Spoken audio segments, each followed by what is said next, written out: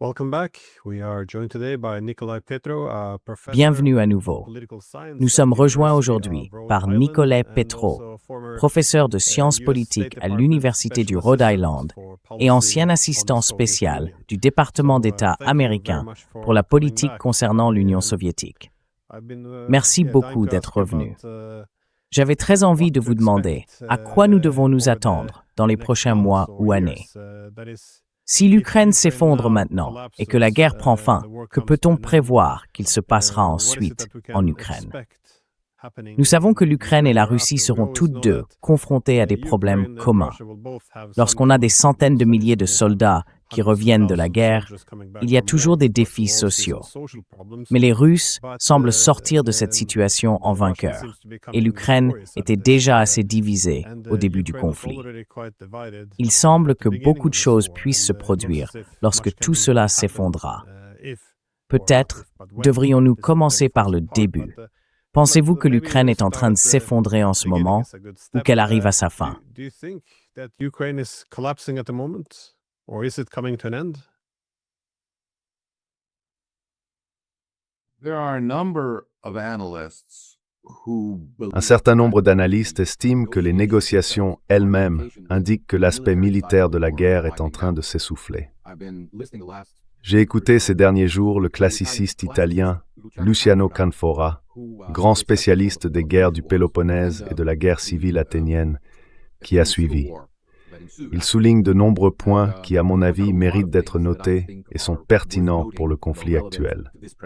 En supposant, par exemple, que les parties en présence, la Russie et l'Ukraine, puissent, dans les grandes lignes, être comparées à Sparte et à Athènes, il remarque que la paix a été envisagée à de très nombreuses reprises au cours des 27 années de guerre, mais qu'elle n'a jamais réellement abouti, même s'il y a eu des accords de paix temporaires. Although there were temporary peace settlements, and it was common at that time to view Et à cette époque, il était courant de considérer la guerre comme l'état normal des choses. Héraclite la qualifie célèbrement de « père de tout », car elle divise les esclaves et les hommes libres et crée les deux. Mais tout est toujours en mouvement, et la guerre elle-même connaît des périodes de paix qui retombent ensuite dans le conflit armé. Je pense qu'il y a là beaucoup à méditer en ce qui concerne le conflit actuel. Peu importe ce que disent vouloir les personnes impliquées dans les négociations, elles ne négocient que pour la durée de leur vie politique, pas nécessairement pour les générations futures. Si l'on souhaite une paix plus durable, cela demande bien plus qu'une simple négociation entre dirigeants politiques.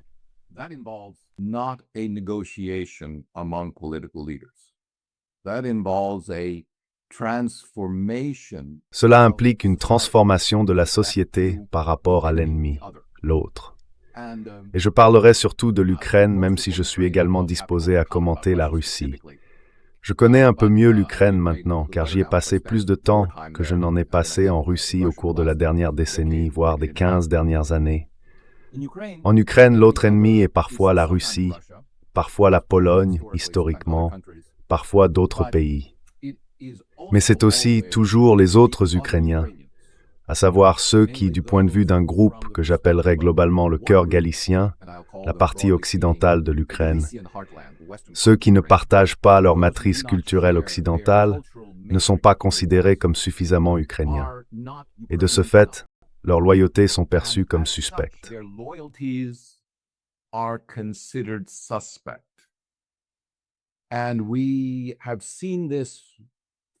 Et nous avons observé cela tout au long de l'histoire de l'Ukraine moderne depuis 1991. Même en cette période d'épreuve majeure, de guerre ouverte avec la Russie, nous avons vu le gouvernement adopter l'interprétation de ses partisans nationalistes les plus radicaux, inculpant a priori ceux qui préfèrent ne pas parler ukrainien mais russe, ceux qui préfèrent fréquenter l'Église orthodoxe ukrainienne canonique plutôt que l'Église orthodoxe d'Ukraine. Créée avec la bénédiction du patriarche œcuménique de Constantinople, mais à l'initiative de l'ancien président Petro Poroshenko. Elle constitue désormais en pratique une église d'État qui soutient l'effort de guerre plutôt que les efforts de paix.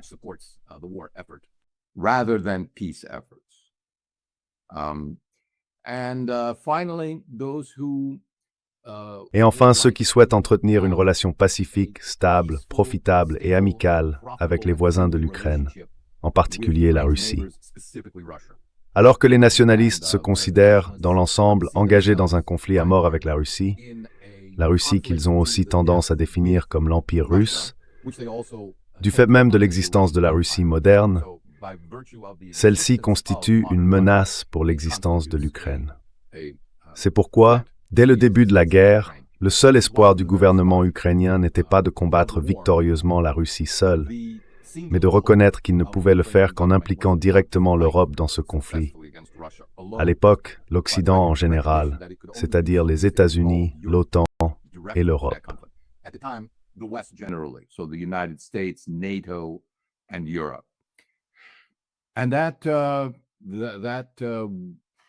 Et cet effort a porté ses fruits dans le rejet des initiatives de paix entreprises par la Russie et l'Ukraine, qui avaient abouti à un accord provisoire à Istanbul en avril 2022.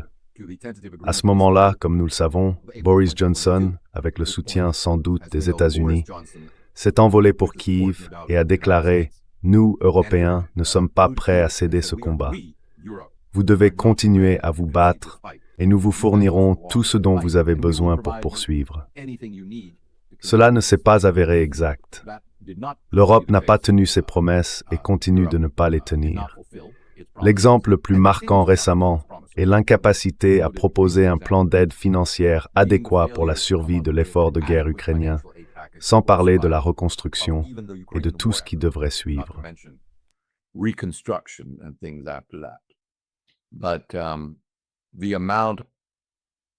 Mais le montant prétendument convenu par la Commission européenne, environ 105 milliards de dollars, s'étend sur 2 ans, ce qui ne couvre pas le déficit budgétaire réel de l'État ukrainien lui-même, sans même parler de l'effort de guerre. Ce serait une catégorie distincte. Cela ne couvrirait même pas le déficit budgétaire réel pour cette période. La majeure partie de cette somme servirait à combler le budget actuel, le déficit de l'année à venir. Ainsi, nous, Européens et Américains, maintenons encore l'Ukraine sous perfusion sans lui permettre de guérir. Et c'est cette guérison qui, à mon sens, est si désespérément nécessaire, mais dont très peu de personnes en dehors de l'Ukraine parlent réellement.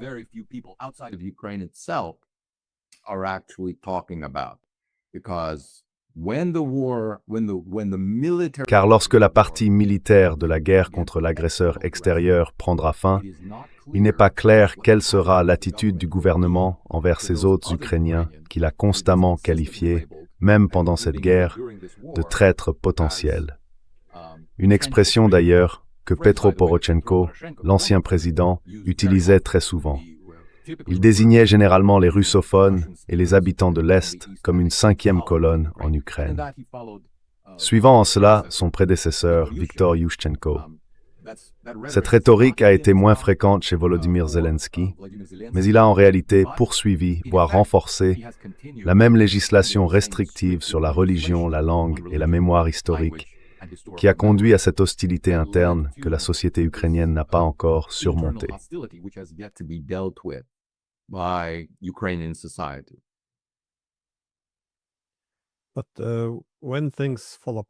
Mais quand les choses s'effondreront, et elles s'effondreront, les gens chercheront bien sûr quelqu'un à blâmer. Vous avez mentionné ceux que l'on peut considérer comme des traîtres, qui ne se sont pas engagés comme il fallait. Et c'est une chose. Et bien sûr, il y a aussi des acteurs extérieurs vers lesquels on peut se tourner. Je veux dire, il y aura, je suppose, de la colère envers la Russie pendant des décennies. Mais comme vous l'avez dit, il y a aussi cette idée que l'Occident les a trahis, et il y a une part de vérité là-dedans. Quand les États-Unis et le Royaume-Uni ont convaincu Zelensky de se retirer des pourparlers d'Istanbul, l'accord était plus ou moins « Nous te soutiendrons jusqu'au bout, jusqu'à la défaite de la Russie ». Ce n'est pas le cas. Et j'entends aussi des voix en Ukraine se demander pourquoi les Européens essayent de les maintenir dans le combat après que la guerre est perdue.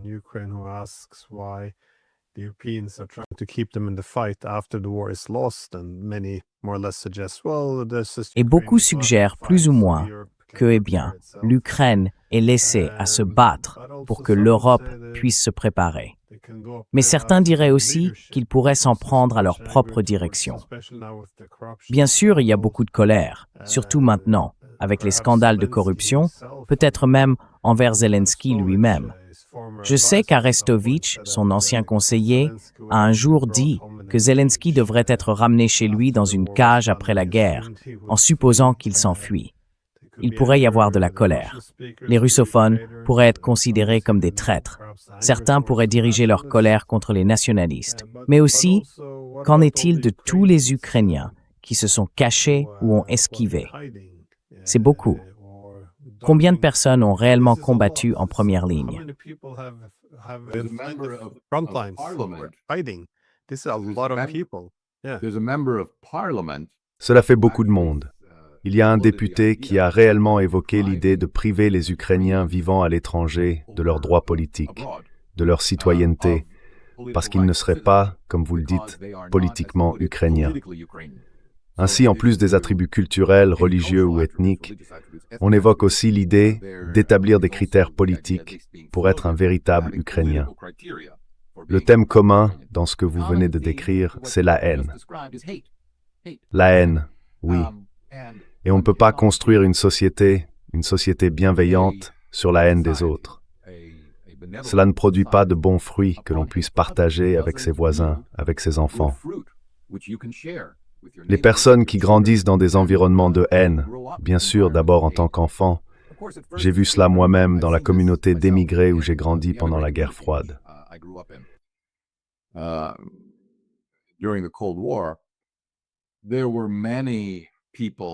Il y avait beaucoup de gens qui gardaient un sentiment de haine, que ce soit contre les Allemands pour les avoir envahis ou contre d'autres nations. Mais moi, appartenant à la génération suivante et étant jeune, ayant grandi en Europe et dans différents pays, je ne pouvais pas partager cette haine. Je n'en voyais pas la raison, car ce n'était pas mon expérience. Ainsi, lorsque je rencontrais des personnes de mon âge à l'époque, dans la vingtaine, de jeunes descendants d'émigrés des États baltes, d'Ukraine ou d'autres endroits où nous nous retrouvions parfois, la conversation commençait souvent par répétant ce que leurs parents leur avaient dit. Puis très vite, je voyais le ton changer. Tu sais, je t'aime bien, tu n'es pas comme eux. Et cela devient plus facile.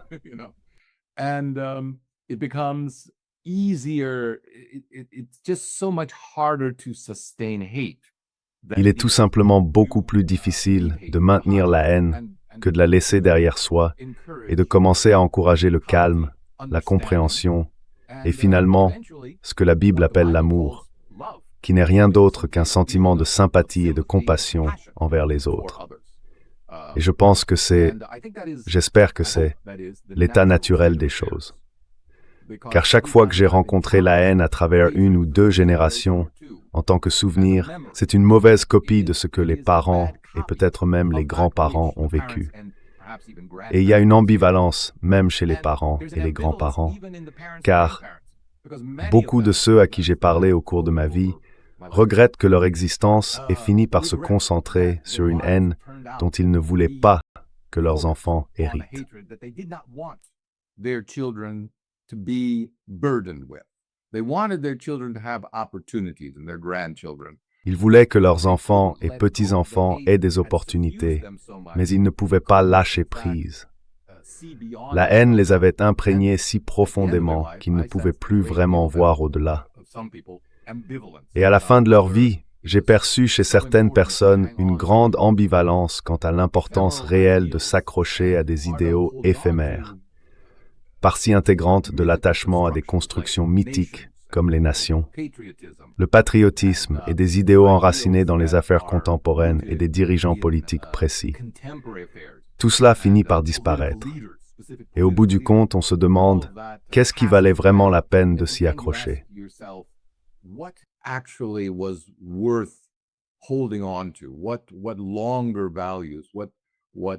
Quelle valeur plus profonde, quelle signification plus vaste la vie possède-t-elle?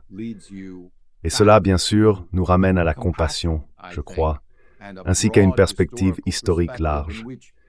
Je me souviens que le grand historien britannique, Sir Herbert Butterfield, disait que nous devrions tous regarder l'histoire, et nous-mêmes comme acteurs de cette histoire, et ressentir un peu de gêne face à ce que nous avons fait. Et cela s'applique à chacun dans le drame historique. Bien sûr, l'impulsion immédiate est de chercher à blâmer. Mais lorsque nous prêtons attention à notre meilleure nature, nous comprenons que nous portons tous une part de responsabilité lorsque de mauvaises choses, lorsque des tragédies se produisent.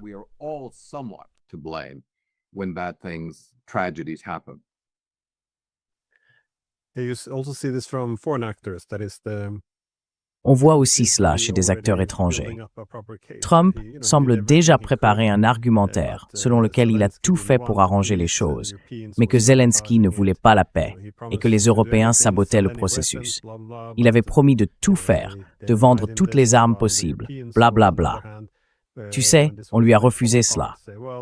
Pendant ce temps, les Européens, quand tout s'effondrera, diront « Eh bien, tu sais, les Américains t'ont trahi. » C'est Trump qui a tout abandonné. Donc tout le monde se prépare à se rejeter la faute.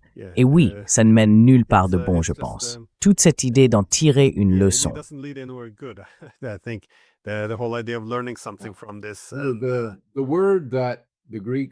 Le mot que les Grecs utilisaient pour décrire ce qui doit se produire après une guerre est « catharsis », un vidage de l'âme de toutes les passions afin que d'autres puissent y entrer, à savoir la compassion, le sentiment que d'autres ont peut-être souffert autant, voire davantage que moi pendant cette guerre de l'autre côté. Vous savez, nous pensons tous au grand roman de la Première Guerre mondiale d'Erich Maria Remarque. À l'Ouest, rien de nouveau. Et au sacrifice absurde du héros, tué, je crois, le tout dernier jour de la guerre. Il commençait déjà à soupçonner qu'il y avait peu de valeur dans ce pourquoi on se battait. Et bien sûr, après la Première Guerre mondiale, nous avons toute la palette des poètes britanniques antimilitaristes, Owen, Sassoon et d'autres, qui ont remis en question le sens du patriotisme.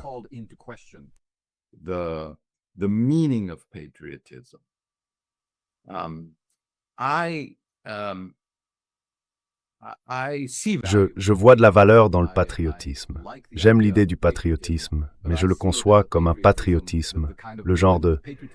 Le seul patriotisme qui, à mon sens, a de la valeur, c'est un patriotisme à petite échelle, c'est-à-dire un patriotisme local, du type de celui qu'on trouvait dans les cités-États. Et dès qu'il grandit, qu'il s'étend, qu'il se métastase au niveau des nations, il devient quelque chose de tout à fait différent. Il devient du nationalisme, une idéologie qui n'est pas meilleure qu'une autre, parce qu'elle absorbe toutes les valeurs, toutes les bonnes choses, et les pervertit, de sorte que le sacrifice de tout ce qui vous est cher pour la survie de la nation devient la seule chose considérée comme bonne.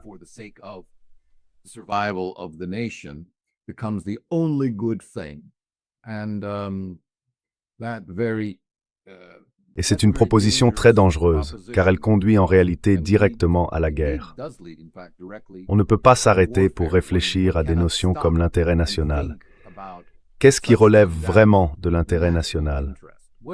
En quoi les intérêts de la nation coïncident-ils avec les miens? Quelle raison ai-je, quelle bonne raison, de défendre l'intérêt national? On nous a tous dit d'arrêter de réfléchir à ces questions, car il n'est pas approprié, à notre niveau, d'y penser. Laissons les responsables décider et y réfléchir. Ils savent mieux que nous. Et nous vivons à une époque, peut-être pas si exceptionnelle, probablement plus typique qu'inhabituelle dans l'histoire humaine, où en réalité, nous n'avons pas tendance à réfléchir à ces choses-là.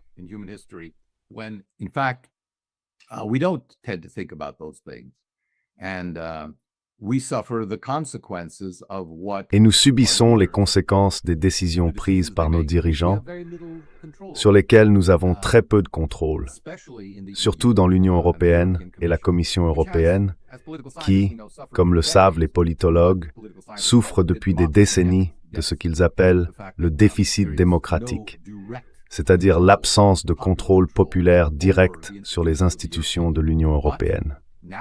Mais aujourd'hui, cela a complètement déraillé, et l'absence de toute contrainte institutionnelle sur les actions de l'UEMONG, combinée à l'autorité accrue qu'elle exige désormais des gouvernements nationaux, a créé, selon moi, un monstre vorace au cœur de notre société.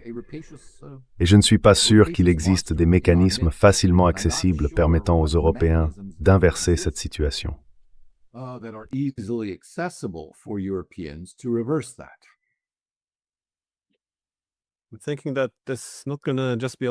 Je pense qu'il n'y aura pas seulement beaucoup de reproches à l'intérieur de l'Ukraine, comme vous l'avez suggéré, mais aussi parmi les Européens. L'Union européenne semble avoir profité de ce conflit pour centraliser beaucoup de pouvoir. Comme vous l'avez dit, von der Leyen, Kallas, tous, ne devraient pas avoir le genre de pouvoir qu'ils détiennent aujourd'hui. Mais bien sûr, on ne laisse jamais une bonne crise se perdre. Je pense qu'une fois cette guerre terminée et qu'il sera clair que les Russes ne vont pas marcher sur Paris, il n'y aura pas de restauration de l'Union soviétique. Je suppose qu'ils essaieront de s'appuyer sur l'idée que nous avons gagné. Nous avons gagné parce que la Russie voulait toute l'Ukraine.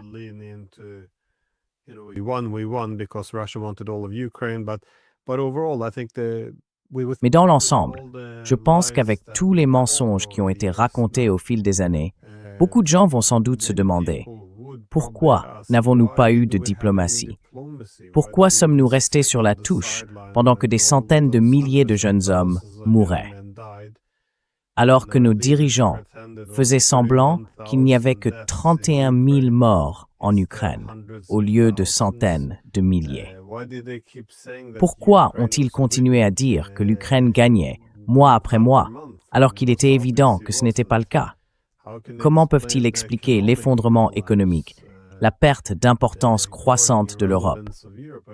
Je veux dire, il va y avoir beaucoup de questions, d'excellentes raisons, apparemment, pour continuer la guerre. Eh bien, il semble que ce soit tout.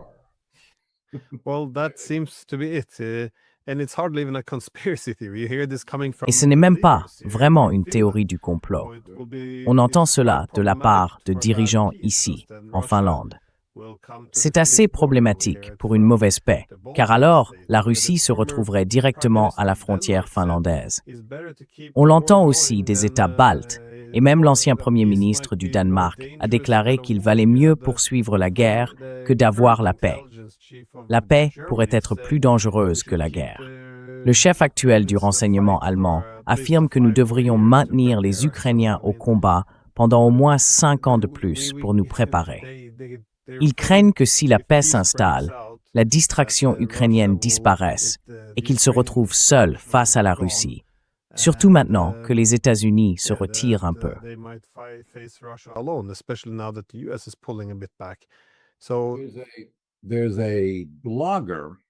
Il y a un blogueur qui écrit de manière sporadique. Je crois qu'il s'appelle Mark Chapman. Il écrit sous le titre « The Kremlin Stooge ». Je parcourais certains de ses articles que je n'avais pas encore eu l'occasion de lire attentivement, ceux que j'avais rassemblés au cours des 6 derniers mois. Et il a un titre très intelligent et intrigant. Il dit « Eh bien, de notre point de vue, des millions de slaves meurent.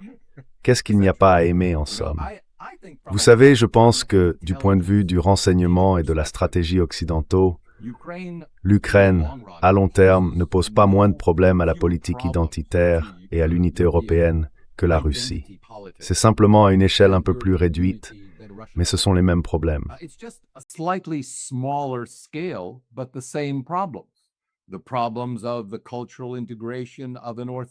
Les problèmes liés à l'intégration d'un pays orthodoxe, les difficultés d'une nation qui comptera toujours une minorité importante de personnes éprouvant une certaine sympathie pour la Russie.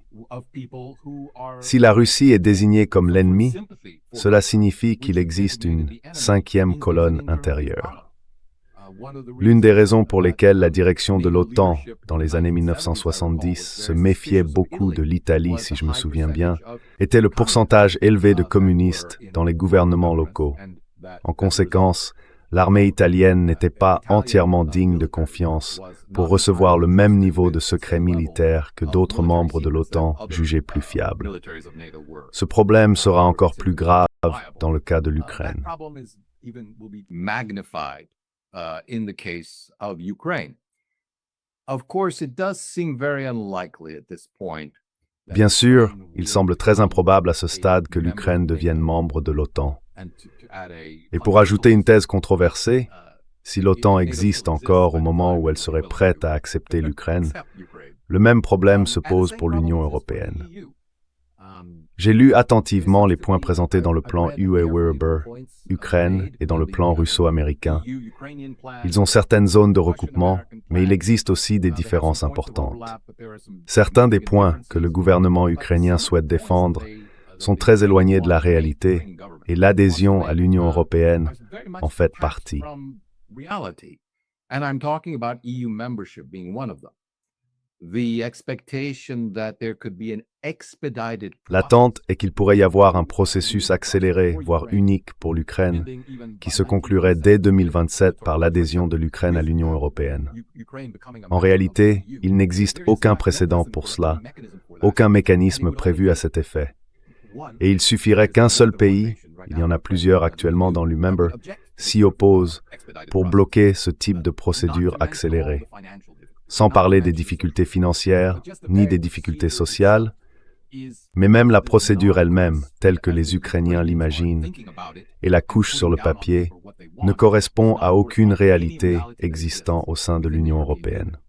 Et lorsqu'on constate un tel détachement de la réalité européenne, on ne peut que se demander dans quels autres domaines les négociateurs sont eux aussi détachés de la réalité. Similarly detached from reality.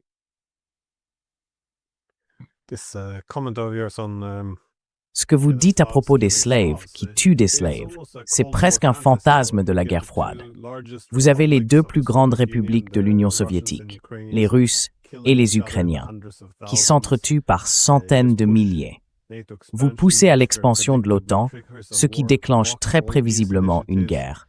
Vous bloquez toutes les initiatives de paix, suspendez toute diplomatie, envoyez des armes et menez le combat jusqu'au dernier Ukrainien. En somme, c'est plus ou moins ce que nous avons fait. Cela semble.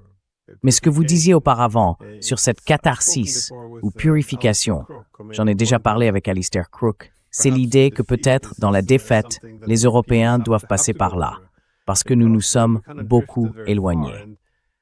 Si l'on regarde aujourd'hui l'architecture de sécurité européenne, non seulement la manière dont elle s'effondre, mais aussi la réticence à en discuter de façon sensée.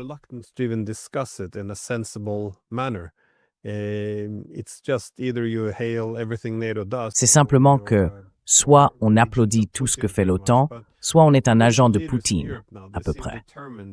Mais les dirigeants politiques en Europe semblent désormais convaincus que la paix ne peut être obtenue qu'en battant la Russie.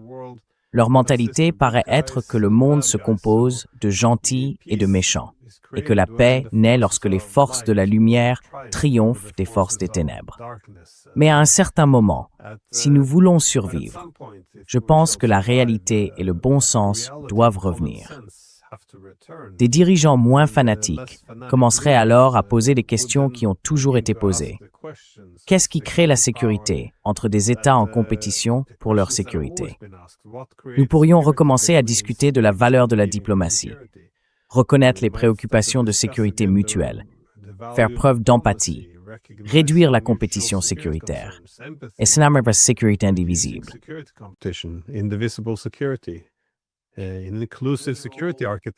Dans une architecture de sécurité inclusive, je n'ai jamais entendu ces questions être réellement discutées au fil des années, seulement que la Russie est très méchante. Et cela conduit à une dépendance excessive à la dissuasion et au confinement. C'est le seul langage que l'on entend. Nous le voyons aujourd'hui dans le domaine de la sécurité, dans les propositions de paix avancées par les Européens. La paix, selon eux, signifie qu'il faut la présence de l'OTAN, des troupes européennes, des garanties de sécurité, une armée de temps de paix forte de 800 000 hommes. C'est leur approche. Mais ce n'est pas la seule recette pour la paix. Bien sûr, le Mexique devrait être protégé contre toute future attaque américaine. Mais cela ne peut pas reposer sur le fait que la Chine remplisse le pays de missiles pointés sur Washington. Cela n'a pas vraiment de sens. Voyez-vous la même dépendance excessive à la dissuasion et au confinement?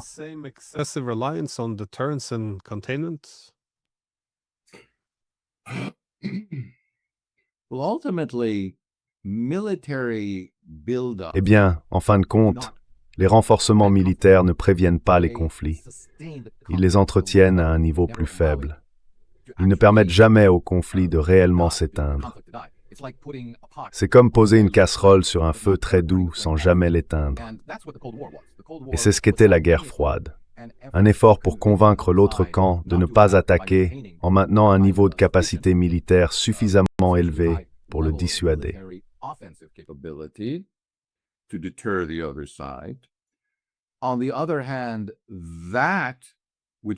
D'un autre côté, ce qui était censé être un moyen de dissuasion au service de la paix, l'existence même de cette dissuasion, a ensuite été présenté comme la raison pour laquelle nous ne pouvions pas être amis. Pourquoi nous ne pouvions pas réellement entretenir des relations mutuellement bénéfiques avec la Russie, avec l'Union soviétique à l'époque.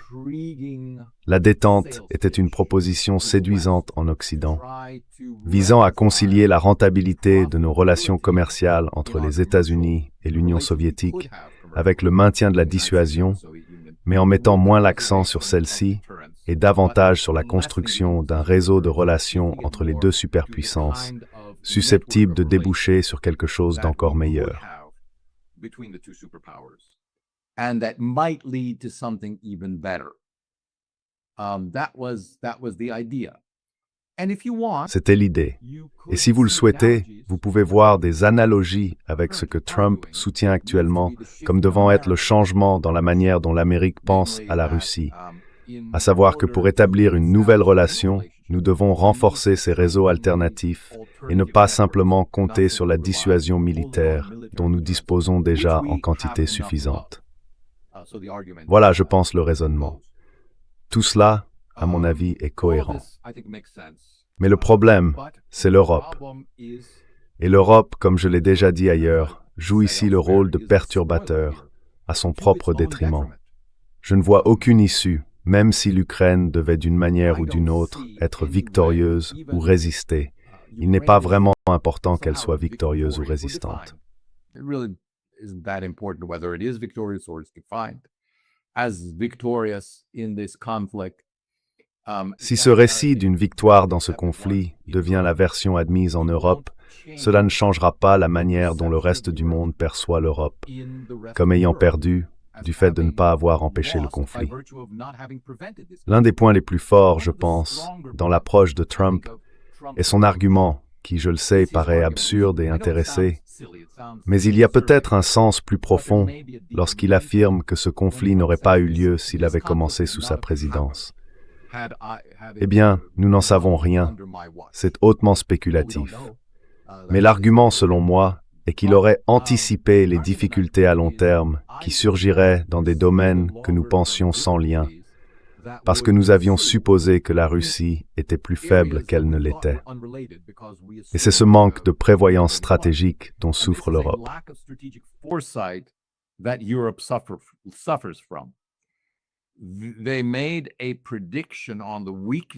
Ils avaient prédit la faiblesse de la Russie, à quelle vitesse elle capitulerait face aux exigences de l'OTAN et de l'Europe concernant l'Ukraine. Ils supposaient que la Russie sacrifierait ce qu'elle considérait comme son intérêt stratégique en Ukraine, se retirerait et accepterait la défaite. Mais lorsque cela ne s'est pas produit, l'Europe s'est retrouvée avec une vision stratégiquement vide, sans issue possible. Même si, comme je l'ai dit, l'Ukraine était déclarée victorieuse par la presse européenne dominante, ce ne serait pas perçu ainsi dans le reste du monde. Et je pense que la plupart des observateurs de la situation actuelle de l'Europe peuvent voir que les choses ne feront qu'empirer pour les Européens, pour l'UK et l'OTAN en particulier, sur le plan financier, et en raison de l'incapacité à maintenir à la fois un État-providence et un État en guerre. Et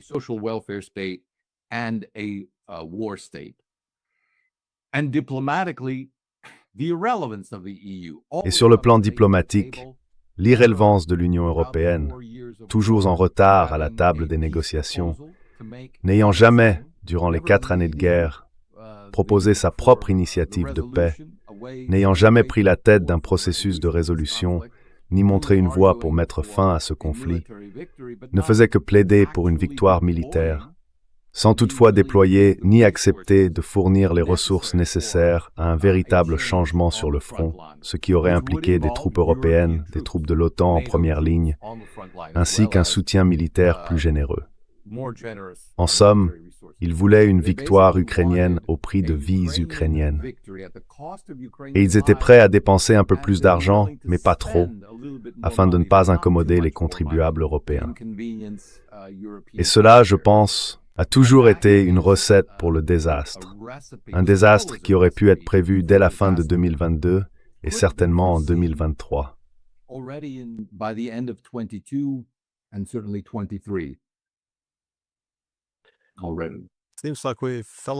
On dirait que nous avons un peu cru à notre propre propagande, car pendant de nombreuses années, tout le monde répétait la même chose. La Russie serait plus ou moins une station-service déguisée en pays, ce genre de rhétorique. Et quiconque disait, en réalité, c'est plutôt un pays fort, il possède une grande souveraineté technologique, bla bla bla, était critiqué. Il n'est pas aussi dépendant de l'énergie que beaucoup ont tendance à l'exagérer.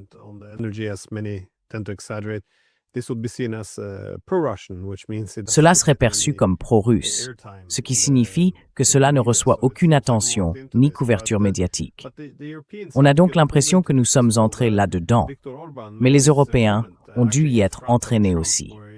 Viktor Orban a d'ailleurs fait ce commentaire devant Trump en disant que les Européens étaient au départ quelque peu réticents à entrer dans cette guerre. Mais les États-Unis et le Royaume-Uni ont vendu cette guerre aux Européens du continent en disant, en substance, « Nous enverrons les armes, nous imposerons les sanctions, la Russie s'effondrera sur le champ de bataille, son économie se désintégrera, le rouble ne vaudra plus rien. » Ce genre de rhétorique. Et bien sûr, la Russie serait isolée dans le système international. On supposait donc que les Russes devraient en fin de compte s'incliner et accepter que ce soit l'hégémon collectif de l'OTAN qui ait le dernier mot sur ce qui se passe en Ukraine.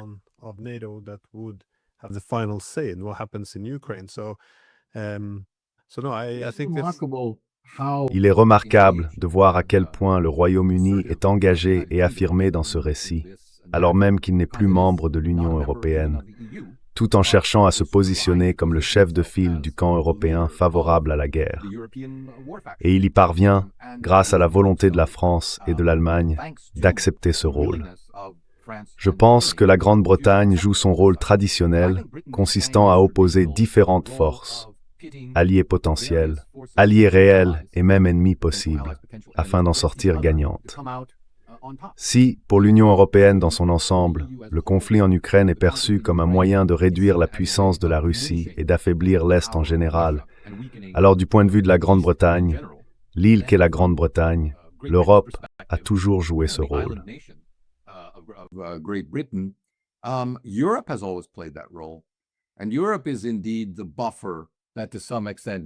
Et l'Europe est en effet le tampon qui, dans une certaine mesure, doit être affaibli, ou peut l'être.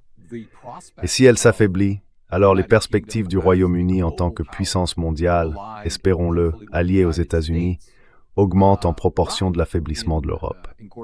Ce n'est encore une fois pas une situation inhabituelle, si l'on considère les guerres du Péloponnèse. Il y avait deux grands rivaux, Athènes et Sparte. Mais autour d'eux se trouvaient de plus petites nations, de petites cités-États, dont les alliances changeaient tout au long de la guerre, selon le camp dont elles pensaient tirer le plus d'avantages et selon qui dominait ou déclinait à un moment donné du conflit.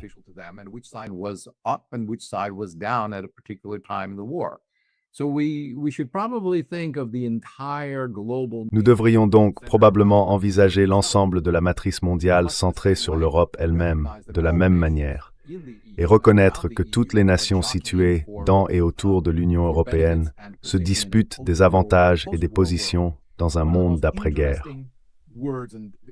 L'une des interviews les plus intéressantes venues d'Ukraine depuis longtemps a été celle de cette semaine, ou peut-être de la fin de la semaine dernière, avec le chef du renseignement militaire ukrainien, Kirilo Budanov. Il revient sans cesse à la théorie du réalisme en politique, en soulignant qu'il doit y avoir des négociations. Il laisse fortement entendre que l'Ukraine et la Russie doivent négocier directement entre elles pour résoudre les choses à leur avantage mutuel, ce qui ne correspond pas nécessairement aux intérêts de leurs voisins.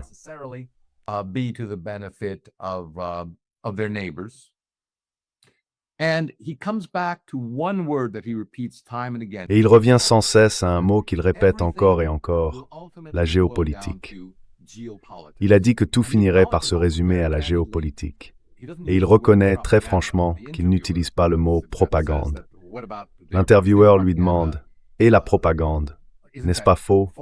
Mais la nôtre, c'est de l'information. » Et il répond « Vous savez, nous avons tous nos politiques d'information, et je préfère m'en tenir à cela. » Il ne cherche pas particulièrement à défendre la rhétorique des médias ukrainiens, ni, d'ailleurs, celle de la présidence. Mais il poursuit ce que je pense la plupart des réalistes politiques reconnaîtraient comme une politique ajustée à ce qu'ils considèrent être les intérêts à long terme de l'Ukraine. Je pense que c'est une interview très intéressante publiée dans Suspilne, le média où elle apparaît.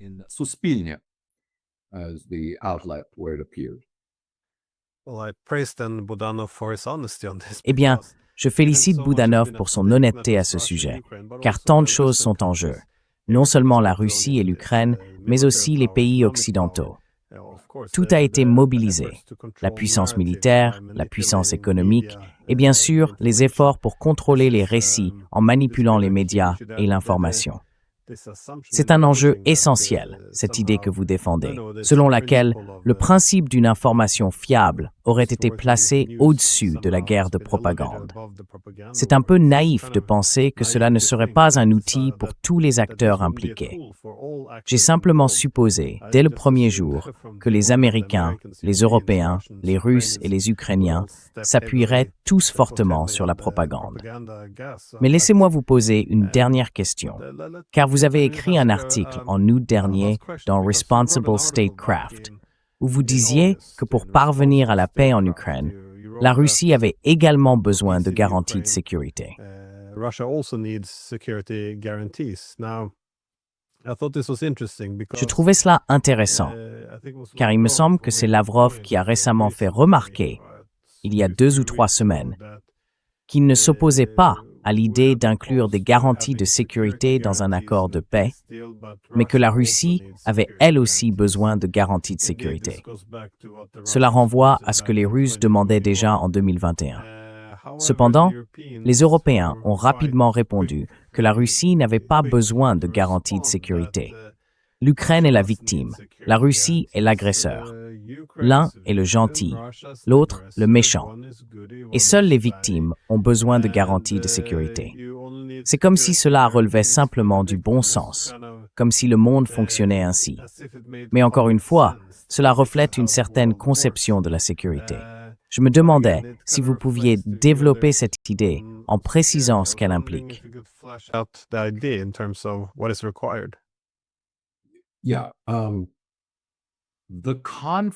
Oui, le conflit, la guerre actuelle en Ukraine, n'a rien à voir avec le besoin fondamental qu'ont les pays en matière de sécurité.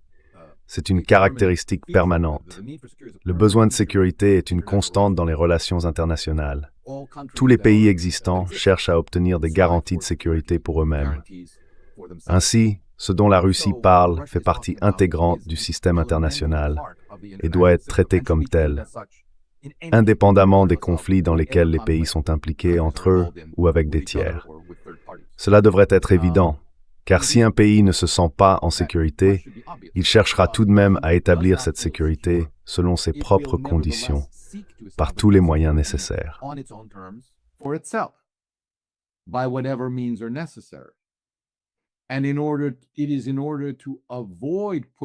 Et c'est précisément pour éviter de pousser des pays dans une telle situation que l'on négocie des pactes, des traités et des accords de sécurité à plus long terme.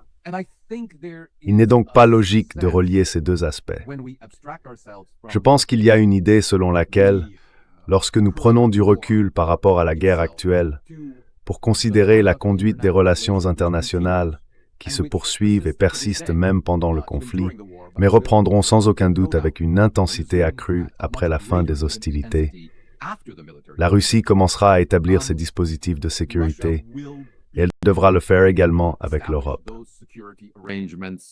And will need to do them also with Europe. There's, I think, no question that Russia would like to. Je pense qu'il ne fait aucun doute que la Russie aimerait entretenir avec l'Europe le type de relations qu'elle a établies avec la Chine, le Vietnam ou l'Inde, des relations confidentielles et privilégiées, fondées sur des avantages mutuels, qui laissent de côté ou n'abordent pas du tout les questions d'idéologie et de valeurs, lesquelles sont des questions axiologiques peu adaptées à toute forme de négociation.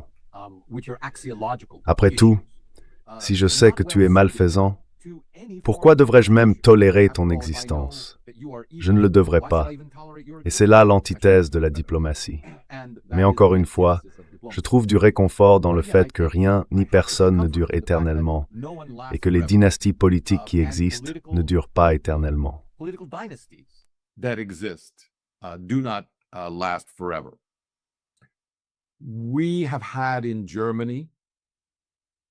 Nous avons eu en Allemagne une dynastie politique. Cette dynastie connue sous le nom de Grosse Coalition, la Grande Coalition, SPD et CDU. Pendant quoi 3-4 décennies, essentiellement, avec des petits partis gravitant autour d'eux. Mais maintenant, à la fin de 2025, le parti le plus populaire en Allemagne est l'AfD. Ce n'est plus ni la CDU, l'Union chrétienne-démocrate, ni les sociaux-démocrates. Dans une démocratie, ce que l'Allemagne considère être, cela doit avoir des conséquences politiques. Et bien que nous ne puissions pas spéculer de manière très éclairée sur la nature de ces conséquences politiques, ce sera un départ par rapport au statu quo actuel. D'autres analyses de l'Europe examinent les grands acteurs, la France en particulier, et l'Allemagne. On pourrait inclure l'Italie en raison de certains membres influents de la coalition, beaucoup plus sceptiques à l'égard de la politique de l'Union même envers l'Ukraine que l'actuelle première ministre, Giorgia Meloni.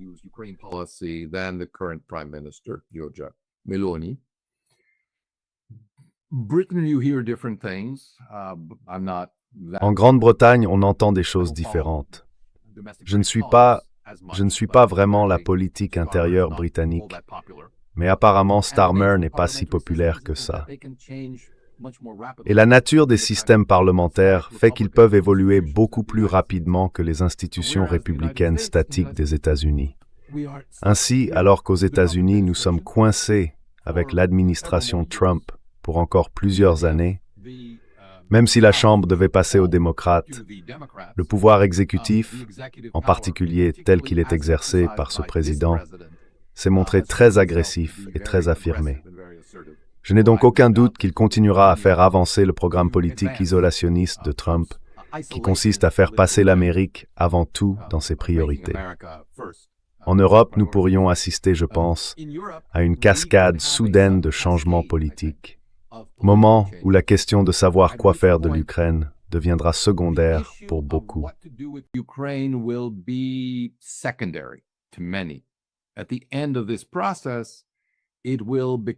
À la fin de ce processus, il deviendra bien plus facile qu'il ne l'a été jusqu'à présent, et nous en avons déjà vu les signes, de glisser vers un abandon de l'Ukraine, aussi bien sur le plan financier que militaire. C'est une nouvelle manifestation de la fameuse fatigue ukrainienne, à laquelle les dirigeants occidentaux faisaient sans cesse référence au début des années 2000. L'espoir que l'Ukraine se transforme, puis la déception de constater qu'elle n'y parvient pas et retombe dans ses schémas habituels. Je pense que nous verrons probablement l'Europe atteindre ce point également, même si je ne sais pas quand exactement.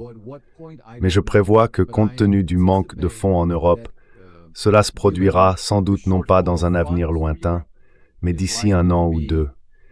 Avec des changements significatifs dans la politique européenne à l'égard de l'Ukraine.